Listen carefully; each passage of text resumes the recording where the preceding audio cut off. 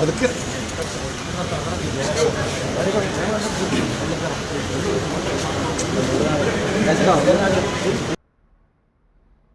കേരളത്തിന് ഇത് കറുത്ത ദിവസമാണ്. എന്നാലും എന്തൊരു പരിപാടിയാണ് കാണിച്ചേ. ഒരു ആരോഗ്യമന്ത്രിയല്ലയോ, അവരുടെ ആരോഗ്യം സംരക്ഷിക്കേണ്ടത് നമ്മളല്ലയോ? ഇങ്ങനെയൊക്കെ ചെയ്യാൻ പാടുണ്ടോ? പക്ഷേ കഷ്ടം. ഇതുപോലെ ഒരു അഭിനയം നമ്മൾ അടുത്തിടെയൊന്നും കണ്ടു കാണത്തില്ല. ഓസ്കാറിന് മുകളിൽ എന്തെങ്കിലും പുരസ്കാരം ഉണ്ടെന്നുണ്ടെങ്കിൽ ആ പുരസ്കാരത്തിന് അർഹിക്കുന്ന രീതിയിലുള്ള അഭിനയമാണ് നിങ്ങൾ കണ്ടുകൊണ്ടിരിക്കുന്നത്. KSU പ്രവർത്തകർ മന്ത്രിയെ ആക്രമിച്ചു. ഇല്ല, KSU പ്രവർത്തകർ മന്ത്രിയെ കരിങ്കൊടി കാണിച്ചിട്ടുണ്ട്. ഞാൻ ഒരു പാർട്ടിയിലെ അംഗമല്ല, ആദ്യം തന്നെ അങ്ങ് പറഞ്ഞേക്കാം. പക്ഷേ ഏത് പാർട്ടിക്കാരാണെന്നുണ്ടെങ്കിലും ഇത്തരം നാടകങ്ങൾ കണ്ടു കഴിഞ്ഞാൽ ഞാൻ അതിനെ പറ്റിയിട്ട് സംസാരിക്കാറുണ്ട്. ഇത് നാടകമാണ് എന്നുള്ളത് കേരളത്തിലുള്ള എല്ലാ മനുഷ്യർക്കും മനസ്സിലായതാണ്. ഈവൻ ഇവരുടെ പാർട്ടിക്കാർക്ക് പോലും ഇത് നാടകമാണ് എന്ന് നല്ല രീതിയിൽ അറിയാം. പക്ഷേ ഇനിയിപ്പോൾ വീണെടുത്ത് കിടന്ന് ഉരുളണമല്ലോ. അങ്ങനെ ഉരുളാൻ വേണ്ടിയിട്ട് മാക്സിമം ശ്രമിക്കുന്നുണ്ട്. പക്ഷേ ഇവരുടെ വാദം തെളിയിക്കാൻ വേണ്ടിയിട്ട് ഒരു തെളിവുകൾ പോലും പുറത്തു വിടാൻ വേണ്ടിയിട്ട് സാധിക്കുന്നില്ല. ഈ ഒരു സംഭവം ഉണ്ടായപ്പോൾ അതിന് ചുറ്റും മാധ്യമപ്രവർത്തകരുള്ളത് നന്നായി. അതുകൊണ്ട് തന്നെ എക്സാക്ട് ദൃശ്യങ്ങൾ അപ്പം തന്നെ മാധ്യമപ്രവർത്തകർ എടുത്ത് പുറത്തു വിട്ടിട്ടുണ്ടായിരുന്നു. അതുകൊണ്ട് ഇവരുടെ കള്ളവും പൊളിഞ്ഞു. ആ കിടക്കുന്ന കിടപ്പ് കണ്ടില്ലേ? നമുക്ക് അമേരിക്കയിലേക്ക് പോയി ചികിത്സ നേടിയാലോ? എന്നാൽ ഒരു കാറ്റടിക്കുമ്പോഴേക്കും കഴുത്തുളുക്കുന്ന വിദ്യ എന്താണെന്നുള്ളത് മനസ്സിലാകുന്നില്ല. ഇനിയിപ്പോൾ നമുക്ക് ആ ദൃശ്യങ്ങളൊന്ന് കണ്ടിട്ട് വരാം. അപ്പം നമുക്ക് ഏകദേശം കാര്യങ്ങൾ പിടികിട്ടുമല്ലോ. കാറിൽ നിന്ന് പുറത്തിറങ്ങി നേരെ പ്ലാറ്റ്ഫോമിലേക്ക് സ്റ്റേഷനിലേക്ക് കയറുന്നതിൻ്റെ ദൃശ്യങ്ങൾ കാണാം. മുന്നിൽ പോലീസുകാരുണ്ട്. ഒരു 10-15 പോലീസുകാർ ആ സമയം മന്ത്രിക്കൊപ്പമുണ്ട്. ഈ സമയം ഓപ്പോസിറ്റ് സൈഡിലാണ് KSU പ്രവർത്തകരുള്ളത്. സ്റ്റേഷനിലേക്ക് കയറി സ്റ്റേഷനിലേക്ക് പ്ലാറ്റ്ഫോമിലേക്ക് പോകുന്നതിനിടെയാണ് KSU പ്രവർത്തകർ പ്രതിഷേധവുമായി എത്തുന്നത്. കൂടെ ഉണ്ടായിരുന്ന പോലീസ് തടയുന്നുണ്ട്. പോലീസിനോട് മന്ത്രി സംസാരിക്കുന്നുണ്ട്. KSU പ്രവർത്തകർ പ്രതിഷേധവുമായി എത്തുമ്പോൾ പോലീസ് തടയുമ്പോൾ ആ പോലീസുകാരോടും സംസാരിക്കുന്നുണ്ട്. ഒപ്പം KSU പ്രവർത്തകരോട് കയർക്കുകയും ചോദിക്കുകയും മുന്നോട്ടായുകയും ചെയ്യുന്നുണ്ട് മന്ത്രി. സീൻ 2 ആണ് ഇപ്പോൾ നമ്മൾ കണ്ടുകൊണ്ടിരിക്കുന്നത്. സീൻ 3 ഒന്നാം പ്ലാറ്റ്ഫോം തന്നെയാണ്. മന്ത്രി പ്രതിഷേധക്കാരോട് തട്ടിക്കയറുന്നുണ്ട്. പോലീസ് മന്ത്രിയെ അനുനയിപ്പിക്കാൻ ശ്രമിക്കുന്നുണ്ട്. അതേസമയം ഈ നേരിട്ട്, അതായത് KSUക്കാരോട് നേരിട്ട് സംസാരിക്കാൻ കൂടി ശ്രമിക്കുന്നുണ്ട് മന്ത്രി. അതാണ് നമ്മൾ സീൻ 3 നമ്മൾ കാണുന്നത്. പോലീസ് മന്ത്രിയെ അനുനയിപ്പിക്കാൻ ശ്രമിച്ചതിന് ശേഷം ഈ പോലീസിനോട് തന്നെ കയർക്കുന്ന മന്ത്രിയും നമുക്ക് കാണാം. ഇതാണ് സീൻ 3.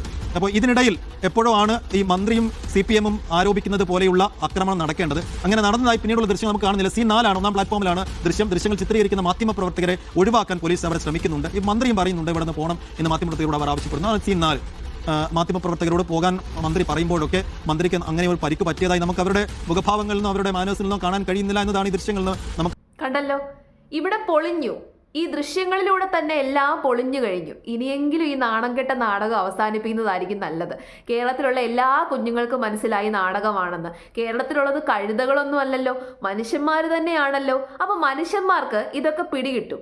എന്ത് സംഭവിച്ചാൽ കഴുത്തുളുക്കും, എന്ത് സംഭവിച്ചാൽ കൈ മുറിയുമെന്നുള്ളതൊക്കെ കേരളത്തിലുള്ള ജനങ്ങൾക്കറിയാം. ഒരു കുഞ്ഞിന് പോലും അറിയാം. ഇനിയെങ്കിലും ഈ നാടകം അവസാനിപ്പിച്ചു കഴിഞ്ഞാൽ കിട്ടാനിരിക്കുന്ന വോട്ടെങ്കിലും കിട്ടും. ഇപ്പൊ കിട്ടാനിരിക്കുന്ന വോട്ട് പോലും ഇനി കിട്ടാത്ത അവസ്ഥയാകാനുള്ള സാധ്യതയുണ്ട്. കാരണം അതുപോലെയാണ് ഈ നാടകമൊക്കെ കളിക്കുന്നത്. അങ്ങ് പൊതിഞ്ഞു വെച്ചേക്കുകയാണ്. ഇങ്ങനെ പൊതിഞ്ഞു വെക്കാനും മാത്രം എന്താണാവോ സംഭവിച്ചത്? നിങ്ങൾ ആ ദൃശ്യങ്ങളിൽ കണ്ടല്ലോ. KSU പ്രവർത്തകർ മന്ത്രിയുടെ അടുത്തേക്ക് പോലും എത്തുന്നില്ല. അതിന് മുമ്പ് തന്നെ പോലീസുകാർ ബ്ലോക്ക് ചെയ്യുന്നുണ്ട്. ആൻഡ് പോലീസുകാർ മന്ത്രിക്ക് ചുറ്റും ഇങ്ങനെ ഒരു ഷീൽഡ് പോലെ തീർക്കുന്നുമുണ്ട്. പിന്നെ എങ്ങനെ മന്ത്രിക്ക് അപകടം വരാനാണ്? എന്നിട്ടും ഇങ്ങനൊരു സംഭവം ഉണ്ടായിട്ട് മന്ത്രി അങ്ങോട്ട് ആക്രോശിച്ച് ചെല്ലുന്നുണ്ട്. പിന്നെ വേറൊരു കാര്യം അതിനകത്തുണ്ട്. മന്ത്രിയുടെ കഴുത്തിനെങ്ങാണോ അഥവാ ഉളുക്ക് പറ്റിയിട്ടുണ്ടെന്നുണ്ടെങ്കിൽ തന്നെ പോലീസുകാർ പിടിച്ചു മാറ്റിയപ്പോൾ പറ്റിയ ഉളുക്കായിരിക്കും. കാരണം നിങ്ങൾ ആ ദൃശ്യങ്ങളിൽ കാണാം, 1-2 പോലീസുകാരുടെ കൈ മന്ത്രിയുടെ കഴുത്തിൽ കൊള്ളുന്നുണ്ട്. അത് പിടിച്ചു മാറ്റുമ്പോഴാണ് അങ്ങനെ സംഭവിക്കുന്നത്. അല്ലാതെ മന്ത്രിക്ക് ഒരു പരിക്കും, ഈ പറയത്തക്ക രീതിയിലുള്ള ഒരു പരിക്കും പറ്റാനുള്ള സാധ്യതയില്ല. അതും KSU പ്രവർത്തകരുടെ കയ്യിൽ നിന്ന് നല്ല പരിക്ക് പറ്റിയത് എന്നുള്ളത് ഇപ്പം തന്നെ ബോധ്യപ്പെട്ടു. അല്ല എന്ന് പറയാനുള്ള തെളിവുകളൊന്നും തന്നെ ഇവർക്ക് ആർക്കും നിരത്താനും സാധിക്കുന്നില്ല. അതാണ് ഞാൻ പറഞ്ഞേ, ആ പിള്ളേരുടെ ഭാഗ്യം അവിടെ മാധ്യമങ്ങൾ ഉണ്ടായിരുന്നത്. ഇല്ലായിരുന്നെങ്കിൽ ഈ കള്ളത്തരം എല്ലാ ആൾക്കാർ വിശ്വസിക്കത്തില്ലായിരുന്നു. ഇനി വേറൊരു ഇമേജ് ഞാൻ കാണിക്കാം. ഇത് ഇന്നലെ വാർത്തയിൽ വന്ന ഇമേജാണ്. അതിനകത്ത് മന്ത്രിയുടെ കയ്യിലൊരു മുറിവ് പറ്റിയിട്ടുണ്ട്. അതിങ്ങനെ വട്ടമിട്ട് കാണിക്കുന്നുണ്ട്. എന്നാൽ ഈ മുറിവ് ഇതിന് മുമ്പേ മന്ത്രിയുടെ കയ്യിലുണ്ടായിരുന്നു. അതിന് തെളിവും ഉണ്ട്. ഈ ഒരു ഫോട്ടോ കണ്ടോ? ഈ ഫോട്ടോ ഇതിന് മുമ്പ് എടുത്തതാണ്. ഈ ഒരു സംഭവം ഉണ്ടാകുന്നതിന് മുമ്പ് എടുത്തതാണ്. ആ ഫോട്ടോയിൽ മന്ത്രിയുടെ കയ്യിൽ മുറിവുണ്ട്. അപ്പൊ കൈക്ക് മുറിവ് പറ്റി, കഴുത്തിന് ഉളുക്ക് പറ്റി എന്ന് പറയുന്നത് എന്തിന്റെ അടിസ്ഥാനത്തിലാണ്? കഴുത്തുളുക്കി കാണും. പോലീസുകാരിങ്ങനെ പിടിച്ചു മാറ്റുവാണല്ലോ. കാരണം പോലീസുകാർ പിടിച്ചു മാറ്റിയപ്പോഴും പോലീസുകാരോട് ദേഷ്യപ്പെട്ട് മന്ത്രി അങ്ങോട്ട് ആക്രോശിച്ച് ചെല്ലുന്നുണ്ട്. എന്നിട്ട് ഈ സംഭവം എല്ലാം കഴിഞ്ഞ് പോലീസുകാർ ആ പിള്ളേരെ പിടിച്ചുകൊണ്ട് പോയി പ്ലാറ്റ്ഫോമിലൂടെ കൂളായിട്ട് ചിരിച്ച് കളിച്ച് നടന്ന വ്യക്തി കുറച്ച് കഴിഞ്ഞപ്പോഴേക്കും കഴുത്തുളുക്കി. അപ്പോഴേക്കും ഫോൺ വരുന്നു. ഫോൺ വന്നപ്പോൾ ആൾക്കാർ പറഞ്ഞിട്ടുണ്ടാകും, വലിയ വലിയ നേതാക്കന്മാർ പറഞ്ഞിട്ടുണ്ടാകും, നേരെ പോയി ഹോസ്പിറ്റലിൽ പോയി അഡ്മിറ്റ് ആക്കിക്കോ, നമുക്ക് നാടകം കളിക്കാമെന്ന്. ഏതായാലും നാടകം പൊളിച്ചിട്ടുണ്ട്. ഈ പൊളിച്ച നാടകം കൊണ്ട് നിങ്ങൾ മൊത്തത്തിൽ പൊളിഞ്ഞു. ഇനി ജനങ്ങളുടെ മുമ്പിൽ നാണം കെടാൻ ബാക്കിയൊന്നും ഇല്ല എന്നുള്ളതാണ് യാഥാർത്ഥ്യം. ഇതിലൂടെ നിങ്ങൾക്ക് എല്ലാവർക്കും എന്ത് മനസ്സിലായി? ജയിക്കാൻ വേണ്ടി രാഷ്ട്രീയക്കാരെ എന്ത് നാണം കെട്ട നാടകം കളിക്കാനും തയ്യാറാണ്. ഇനി ആ പിള്ളേരുടെ അവസ്ഥ, വധശ്രമത്തിനൊക്കെയാണ് കേസ് എടുത്തേക്കുന്നത്. അപ്പോൾ ഒരു കാറ്റടിച്ചപ്പോഴേക്കും കഴുത്ത് വേദനിച്ച ആരോഗ്യമന്ത്രിയോട് ചോദിക്കാനുള്ളത്, ഈ മെഡിക്കൽ നെഗ്ലിജൻസ് കാരണം എത്ര പേരാണ് ഇപ്പോൾ വേദന അനുഭവിച്ചുകൊണ്ടിരിക്കുന്നത്? മേഡത്തിൻ്റെ മേഡം ഇങ്ങനെ സിറ്റിംഗ് മന്ത്രിയായിട്ടിരിക്കുന്ന ആ ഒരു സമയത്ത് തന്നെ എത്രയോ മെഡിക്കൽ നെഗ്ലിജൻസ് ഉണ്ടായി. അപ്പം അവരനുഭവിച്ച വേദന എത്രത്തോളമായിരിക്കും? നെഞ്ചത്ത് ട്യൂബ് കുടുങ്ങി, കൈ പോയി, കാല് പോയി, കാലിലിടേണ്ട കമ്പി കയ്യിലിട്ടു, അങ്ങനെ എന്തൊക്കെ പ്രശ്നങ്ങളുണ്ടായി. ഇതിനോടകം തന്നെ വിരലിലുണ്ടാവുന്നതിനൊക്കെ അപ്പുറം മെഡിക്കൽ നെഗ്ലിജൻസിൻ്റെ കേസുകൾ നമ്മൾ റിപ്പോർട്ട് ചെയ്തിട്ടുണ്ട്. അപ്പോൾ അവർക്കൊക്കെ എന്ത് വേദനയുണ്ടായി? ചെറുതായിട്ടൊന്ന് കാറ്റടിച്ചപ്പോഴേക്കും കഴുത്തുളുക്കിയപ്പോഴേക്കും എന്തൊക്കെ ചികിത്സയാണ്, ചുറ്റും ഡോക്ടർമാരാണ്. ആ ഡോക്ടർമാരുടെ അത്രയും സമയം കളഞ്ഞില്ലേ? വേറെ രോഗികളെയൊക്കെ പരിപാലിക്കേണ്ട ഡോക്ടർമാരുടെ അത്രയും സമയം കളഞ്ഞു. എന്തിനു വേണ്ടിയിട്ട്? നാടകം കളിക്കാൻ വേണ്ടിയിട്ട്. അതാണ് ഞാൻ പറഞ്ഞത്, ഓസ്കാറിനെക്കാട്ടി കൂടി എന്തെങ്കിലും പുരസ്കാരം ഉണ്ടെന്നുണ്ടെങ്കിൽ ആ പുരസ്കാരം ലഭിക്കും.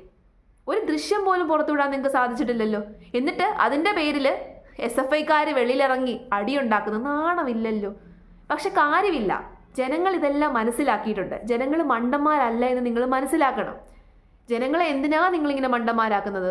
ഒരു കാര്യവുമില്ല. നിങ്ങൾ എന്തൊക്കെ കടന്ന് ആക്രോശിച്ചാലും, എന്തൊക്കെ കടന്ന് കള്ളത്തരം കാണിച്ചാലും ഇത് കള്ളത്തരമാണ്, ഇത് നാടകമാണ് എന്നുള്ളത് എല്ലാവർക്കും മനസ്സിലായി.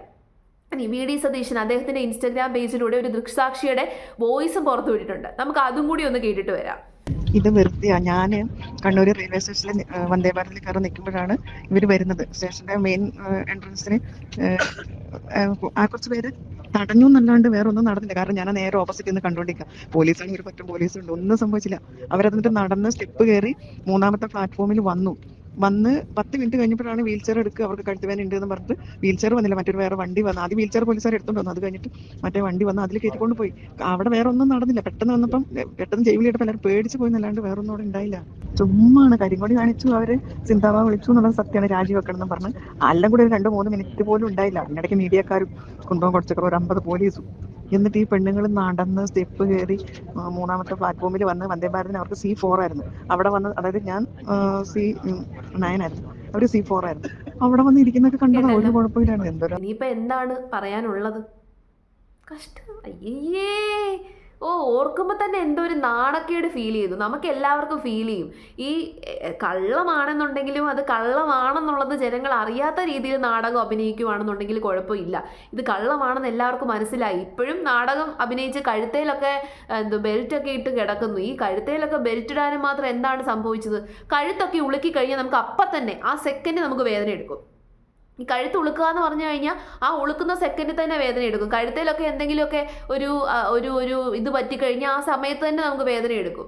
മരവിച്ചിരിക്കുന്ന ഒരു ഏരിയ അല്ലല്ലോ, മുറിവ് പറ്റുമ്പോഴാണ് മരവിക്കുന്നത്. കഴുത്തൊക്കെ ഉളുക്കിയിട്ടുണ്ടെന്നുണ്ടെങ്കിൽ, കഴുത്തിന് എന്തെങ്കിലും ഒരു പ്രശ്നം പറ്റിയിട്ടുണ്ടെന്നുണ്ടെങ്കിൽ ആ സെക്കൻഡ് നമുക്ക് വേദന എടുക്കും. അപ്പം തന്നെ നമുക്ക് അറിയാൻ വേണ്ടി പറ്റും. ഇത് ഒരു 10 മിനിറ്റോളം ചിരിച്ചു കളിച്ച് അതുവഴിയൊക്കെ അങ്ങോട്ടും ഇങ്ങോട്ടും ഒക്കെ നടന്ന് അവിടെ മാധ്യമങ്ങളോട് സംസാരിക്കുന്നുണ്ട്, മാധ്യമങ്ങളോട് തിരിച്ചു പോകാൻ പറയുന്നുണ്ട്, പോലീസുകാരോട് ഏതാണ്ടൊക്കെ പറയുന്നുണ്ട്. ഇതെല്ലാം പറഞ്ഞ് അങ്ങോട്ട് കൂളായിട്ട് നടന്നു പോയ ഒരാൾക്ക് പെട്ടെന്ന് കഴുത്തിനൊരു വേദന. അതെന്തോ പറ്റി? കാറ്റടിച്ച് വേദനയായതാണോ? കാറ്റടിച്ച വേദന വരുമെന്നുള്ളത് ഒരു പുതിയ അറിവാണ്. അതിന് ഈ പുതിയൊരു ഇത് എഴുതി ചേർക്കണം. മെഡിക്കൽ സയൻസിനൊരു പുതിയ അറിവാണ്, നമുക്ക് എഴുതി ചേർക്കാം. കാറ്റടിക്കുമ്പോൾ കഴുത്തുളുക്കും. ഇപ്പോൾ ബെൽറ്റൊക്കെ ഇട്ട് കിടക്കുകയാണ്. ഡോക്ടർമാരൊക്കെ എടുത്തോണ്ട് പോകുന്ന കണ്ടോ? പൊതിഞ്ഞോണ്ടാണ് പോകുന്നത്. എന്തിൻ്റെ കാര്യത്തിന്? ഒരു നേതാക്കന്മാർ ചെല്ലുന്നു, കാണുന്നു. അപ്പോൾ ഈ നേതാക്കന്മാരുടെ ഒന്നും സമയത്തിനൊന്നും ഒരു വിലയില്ലല്ലേ? നിങ്ങൾക്ക് ഈ അനാവശ്യ കാര്യത്തിന് വേണ്ടിയിട്ടൊക്കെ സ്പെൻഡ് ചെയ്യാനാണ് സമയം. ഇവിടെ എന്തുമാത്രം മെഡിക്കൽ നെഗ്ലിജൻസ് കേസ് നടന്നു. കഴിഞ്ഞ ദിവസം കത്രിക കുടുങ്ങി. അന്നേരം ഒന്നും ഈ നേതാക്കന്മാരെ ഒന്നും കണ്ടില്ലല്ലോ. നെഞ്ചത്ത് ട്യൂബ് കുടുങ്ങിയ കേസ്, അന്നേരം നേതാക്കന്മാരെ ഒന്നും കണ്ടില്ലല്ലോ. അവരെയൊക്കെ പോയാണ് നിങ്ങൾ കാണേണ്ടത്. അല്ലാതെ ഈ കാറ്റടിച്ച് കഴുത്തുള്ളിക്കിയപ്പോഴേക്കും നേതാക്കന്മാരെല്ലാം കൂടെ ആശുപത്രിയിലേക്ക് പോകുന്നു, SFIക്കാരെല്ലാം കൂടെ ഇളകി, ക്രമസമാധാനം മൊത്തത്തിൽ തകരുന്നു, നാടിൻ്റെ സമാധാനം തകർക്കുന്നു, പബ്ലിക്കായിട്ടുള്ള കാര്യങ്ങളൊക്കെ അടിച്ച് തകർക്കുന്നു. നാണമില്ലല്ലോ.